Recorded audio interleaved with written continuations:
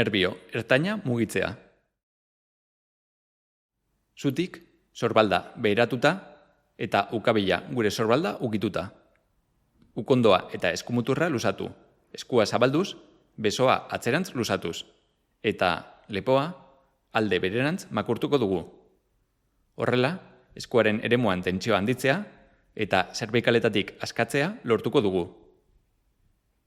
Mugimenduaren amaierara iritsitakoan, poliki-poliki ukondoa tolestuz itzuliko gara. Eskuan tentsioa kentzeko.